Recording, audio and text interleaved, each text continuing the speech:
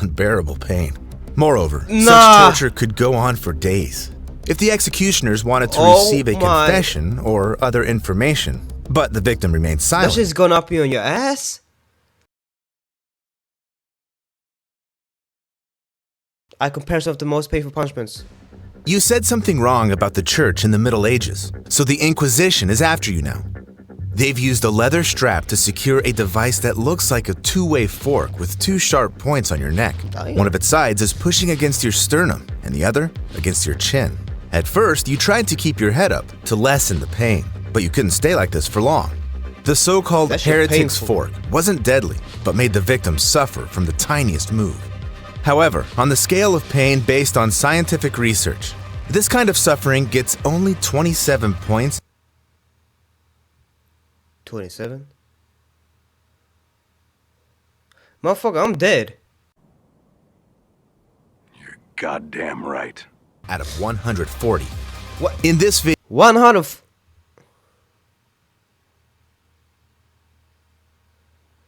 Bro, if that's 27, what's even worse than that? God damn. you'll find out about the worst kind of torture in the history of humankind. So, viewer discretion is advised. You have at least a few times in your life been subjected to one of the less obvious kinds of torture. It's just that the executioner wasn't persistent enough when tickling you. In ancient China, this was the primary method of punishing I hate when someone tickles me. Nah, I hate that shit. I will literally punch that motherfucker if someone tickles me. I don't give a fuck, man. since tickles didn't leave any traces of torture on the body, and the victim was able to recover quite fast if the procedure didn't go too far, of course. In European countries, goats were employed as a torture device. The culprit was tied up, and salty water was poured on their feet to make the animal lick them. What's so bad about that, you might ask? It's just that there's an incredible number of nerve endings in the feet, and the goat's rough tongue would irritate them quite a lot. So, after a few hours, the tickling starts inducing not just laughter, but also— Yeah, I won't let that slide. I won't let that fucking goat lick my fucking foot. The fuck? Lick my toes? Hell no, bruh. painful muscle contractions. You lose virtually all control over your body, which causes extreme stress, anxiety, and exhaustion. Now that Moreover, shit is the nerve torture, endings bruh. responsible for reacting to tickles also signalize pain. It's just that if we're being tickled for fun, and for a short time, our reaction to stress doesn't go beyond laughter and light sensations in the body. However, if done for hours, this causes the nervous system— Wait, can you die by getting tickled too much? Wait, hold on. Can you die by getting tickled too much?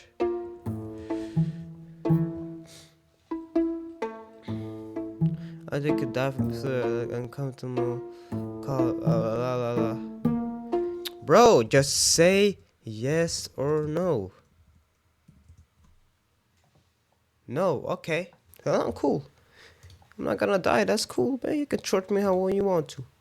Man. system such overload that the lightest touch causes unbearable physical pain. Now imagine that it's not your feet being tickled, it's your private parts.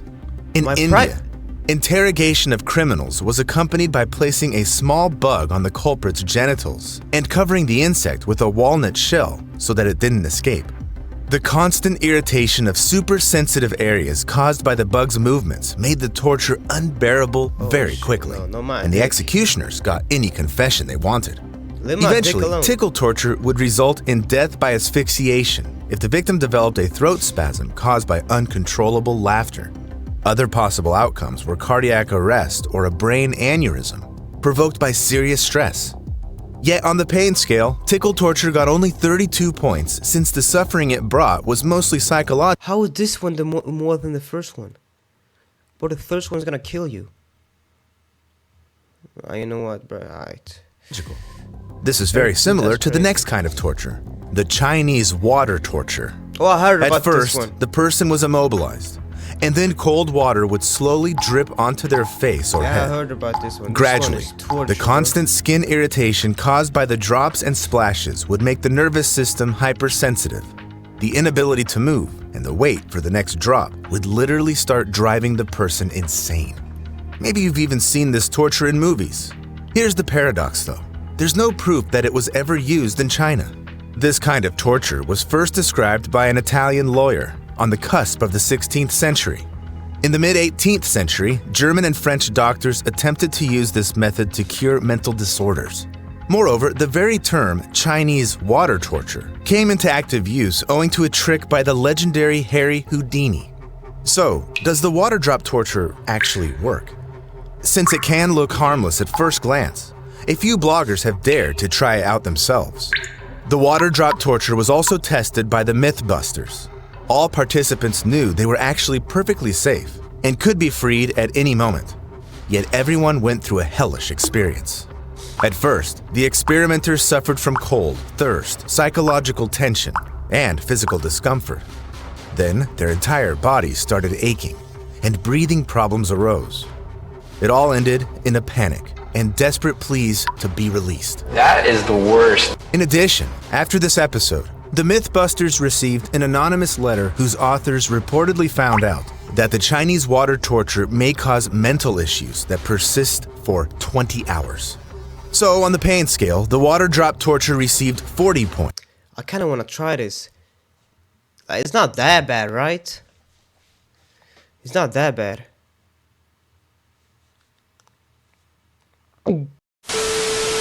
As to whether it was actually 40. used in practice, That's at least crazy. because it was replaced by much crueler kinds of water torture. One of them was the Swedish drink. This name was invented by the Germans. During the 30 Years' War, they became victims of the Swedish army servicemen, mercenaries, or marauders. This method of torture went as follows. Through a funnel, the perpetrators would pour buckets of the most disgusting liquids imaginable into the victim's throat. They used everything from urine and filth to manure and feces. This was the Swedes' way of torturing the civilians, to force them to give up their money or food. Not only did the victims feel disgust and humiliation from being subjected to the Swedish drink, they also contracted deadly diseases. Furthermore, their stomachs stretched, causing horrific pain.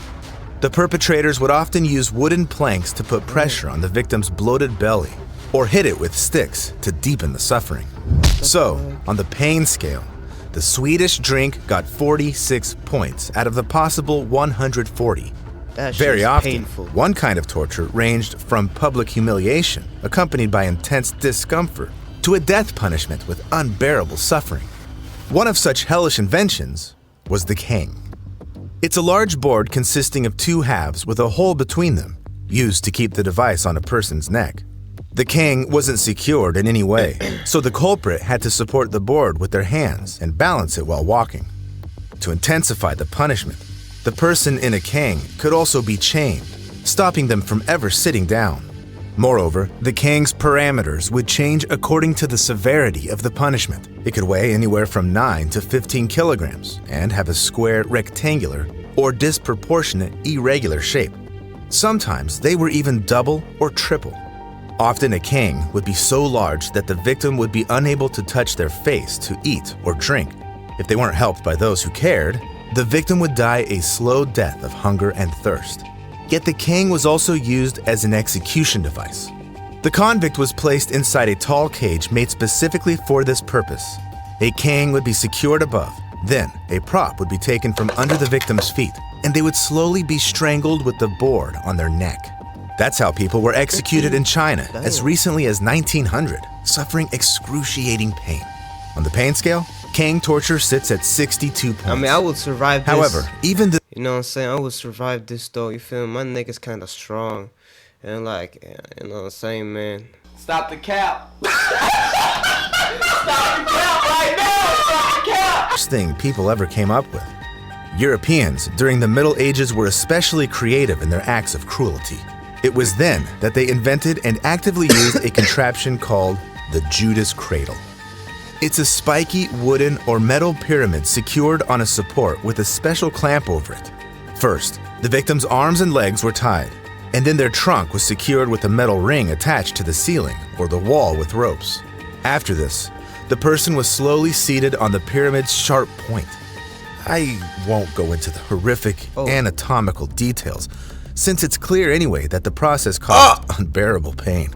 Moreover, such torture could go on for days. If the executioners wanted to receive a confession or other information, but the victim remained silent. That shit's gonna up you on your ass? Hey, leave my ass alone.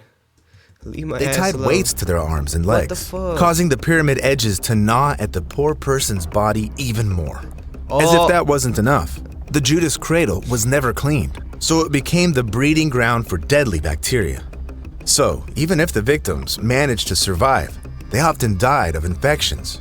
At any rate, they remained scarred physically and psychologically for the rest of their lives. What the fuck? That's why the Judas cradle received 79 points. No, that's 79. That's 140, bro. That's 140, bro. Leave my ass alone. Like, don't fucking play with me. Leave my ass alone. That shit is closed. What the fuck is you talking about? On the pain scale, crossing the midpoint. However, the first device to go beyond 100 in our list is the oubliette. It's a horizontal tunnel with the only way out in the form of a grated opening above, used as a dungeon. Often, it was so narrow that the prisoners couldn't even sit down. Moreover, oubliettes were built right there in the castle so that the victims could hear human voices and smell the food, causing them even more psychological suffering. Yet, the real torture was the fact that the prisoners were literally forgotten about in these holes, and they slowly died of thirst, hunger, exhaustion, and infections. Compared to this, a Judas cradle execution was a swift way to relieve one's suffering. The oubliette is a kind of immurement, which has been practiced since ancient times on all continents. In the Roman Empire, the most influential Vestals, who had broken their virginity pledge, were sentenced to death. It was against the law to shed their blood, though, so they were immured alive, fated for a slow, desperate death. If you think this insane practice remained in days past, you're wrong. In Mongolia, this barbaric execution method was still in use until at least 1913. So immurement in its different variations receives 108 points on the pain scale. How's this But what if you're not alone in this pyramid closed space? Then it's an entirely different kind of punishment. Rat torture. As far back as in the 1st century AD, the cruelest emperor in the history of the Roman Empire, Nero, used rats to torture those who fell out of favor. They say he put the victim into a barrel with hungry rats who quickly ate the person alive. In India, they made criminals wear wide pants, which were first tied around the ankles and then filled with rodents. Any ideas as to which body parts suffered the most and how painful it was? However, medieval torturers took it even further. They tied the victims down to immobilize them, then placed a bottomless cage on their abdomens and filled it with rats. Then they put hot wood coal on the grates, and the rats became unbearably hot. First, they tried gnawing at the cage in desperate attempts to escape. Later, though, the rats realized they were standing on a soft human body and started eating their way out through it. Sometimes the cage was put on the victim's head, near the mouth, or other body parts. I'll let your imagination fill in the details. The most horrible thing is probably the fact that in South American countries, rat torture was in use until the 1980s. It received 112 points on the pain scale. It would seem that there's nothing worse than this. But before we get to the most horrifying tortures that scored the maximum of 140 points, there are still 2 more devices. The first... I mean, look, if it's on my head, you know what I'll do to a rat? I'll fucking eat a head. But I don't let a rat kill me. First of which is the rack. This is another deadly invention of the Middle Ages. It looked like a wooden frame with rollers on both ends. The person's limbs were tied to them, and when the torturers would start turning the rollers, the victim's arms and legs would stretch in different directions. This caused unbearable pain due to joint displacement, muscle and ligament ruptures, and, in the most horrific cases, even bone fractures. The executioners could torture the victim like this for hours or even days to beat the confession or the necessary information out of them. Sometimes, a specifically trained person would supervise the victim's condition to keep them conscious and alive before a specific time. So, That shit it's painful. unsurprising that just threatening someone to send them to the rack would often be enough to obtain the necessary information.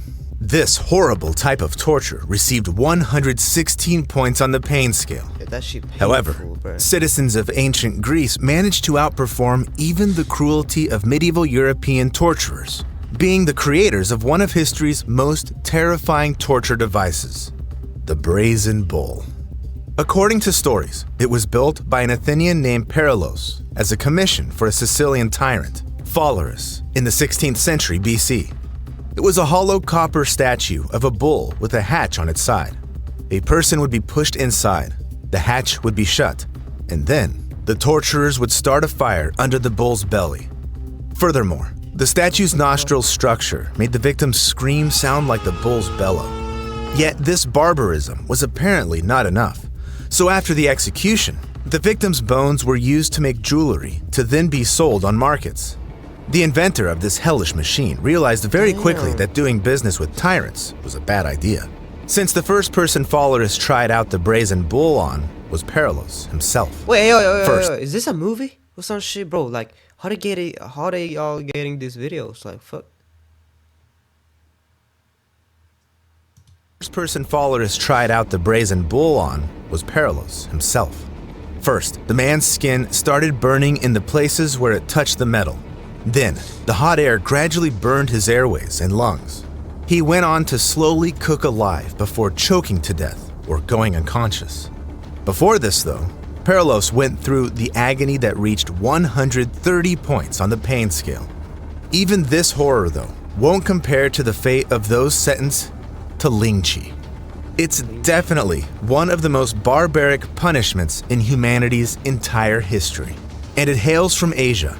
It was used in China, Vietnam, and Korea right until the early 20th century to punish perpetrators of the most heinous crimes like mass murder and high treason, as well as to eradicate the emperor's personal enemies. It comes as no surprise since the victim would be tied to a pole in a crowded space to turn the execution into public humiliation. Then, shit. a few torturers would slowly cut Damn. pieces of flesh out of the convict's arms, legs, and chest. We know from historical records that during Ling Chi, the victim would suffer from 100 to 3,000 wounds. Damn. That's why this torture is also dubbed death by 1,000 cuts. Although the experts state that with such wounds, a person would most likely die within 20 minutes. Sometimes the families of the victims would bribe the executioners to inflict a deadly wound damn. right away. This wouldn't remove the victim's physical pain, but it's I will worth crash remembering out, that for the bro. Chinese, Ling Chi Yo, if someone's calling me, I will crash out, bro. No, I don't play with you. Like, damn, fuck. was also a spiritual punishment. According to their beliefs, this disfigurement of the body wouldn't allow the victim to be whole and healthy in the afterlife. This horrific execution method officially remained in use in China until 1905. This type of torture received the most points on the pain scale, 140. This is cap. I still believe that this pyramid one should be on 140 because I don't want anything in my ass, you feel me? It's facts! It's facts! It's not facts. These facts are not facts. Nah, but like, for real though, comment if I should like try one of these tortures, bro. I'm playing. Like, damn, fuck's talking about? Hell no. Don't fucking comment that, bro.